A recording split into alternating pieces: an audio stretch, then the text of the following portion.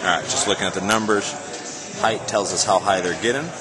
Contact time, how long they're on the ground. The reactivity is an index between those two. Last is the muscle stiffness. For full speed and those quick moves, we want a high muscle stiffness. So this one lets us monitor what we're doing in that area. It's one of the reasons why we like the MyoTest. So let's talk a little bit more about assessment. Some of the specific things we do are looking at a force velocity profile. How do they apply force during rapid explosive movements? By comparing different types of movements and looking at their profile, we can see what's going on. So we have a couple examples up here. These are two very different athletes. The top graph, top line on each graph, that is the force being applied to the ground. The second one is the speed of movement. So really quickly you can see a couple things. Here in this one, that red line, that force being applied to the ground, you see is uneven, very uneven, and you see it followed up down there in the bottom in the movement. As they do that counter movement, that green line going down, they're doing their counter movement, they kind of get stuck there in the bottom. You even see a little bump up and down there.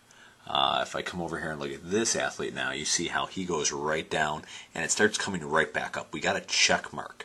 I want a nice smooth check mark just like that. In this case over here, we got this boom, this flat area in here. Not what I want to be seeing. He's getting stuck at the bottom. We have some problems changing from eccentric to concentric. Something I definitely want to address. So this tells me a lot about what I need to work with on these athletes. We can get into the data through the MyoTest. We can look at a lot of different stuff, and we can create different types of graphs to compare. Really helpful for us. But this lets us profile the athlete and understand what they need to work on in terms of explosive strength qualities. There's all these arguments about what is the best, what amount of strength does an athlete need, how much strength is enough.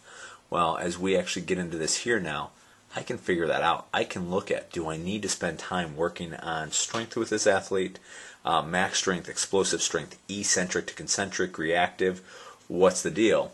And that's part of how we use the MyoTest.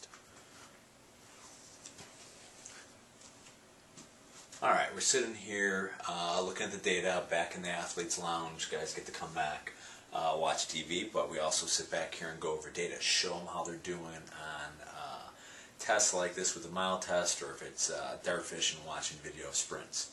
But this is one of the things we really use this for.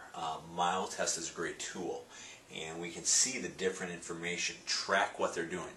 A lot of coaches are out there arguing about how much strength is enough. How strong is strong enough? I'm not going to guess. I'm going to make sure I know. I'm going to measure things. We can use a series of jumps. We can measure force outputs on different strength tests. I can actually see how efficiently my athlete is using the strength they have. What are the specific qualities when they're doing a rapid explosive movement? So this is a rebound test we're looking at here. And as we go into the data, we can see quite a few things. So let's bring that in and kind of take a look at what's going on here. So as I'm looking at data, we have two different athletes, and you see we have 3 jumps. This is a rebound jump. Now let me go over here and turn off one of them first. This is force, okay? So as we're looking at this here now, that one graph, you see a very sharp, nice point. On the other one, we see this gradual. So as the athlete's landing, hitting the ground, they're applying forces very, very differently. These athletes are close in size to each other. They're close in speed, but very different in their reactivity. This guy hits the ground, boom, he's applying high levels of force right away, and then gone. This guy takes time to build up the force.